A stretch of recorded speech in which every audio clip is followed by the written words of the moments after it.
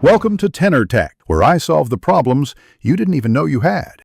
You begin by preparing a confined environment so dependencies do not leak. Create a venv and activate it. Install Python 3. 11 Plus and the framework you chose, for example Fast API for async speed or Flask for simplicity. Once done, scaffold routes, a basic app factory, and a requirements file. Make sure to initialize Git now and commit your working scaffold. This saves time and gives you a rollback point. You will iterate from this reproducible baseline. You now implement the core.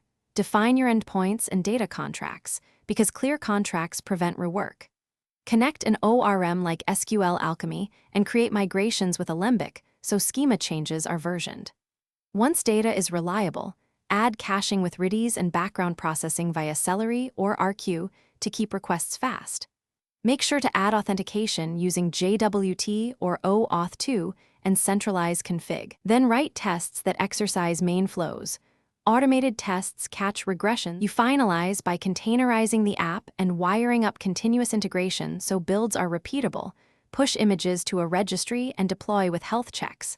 Once live, add structured logging, metrics, and alerts so you know when performance slips. Run load tests and configure graceful shutdowns to avoid losing requests.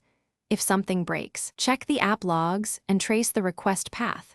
Correlate request ID across services to isolate the failing component quickly, then roll back if needed. Thanks for watching. Subscribe to keep your life in tune.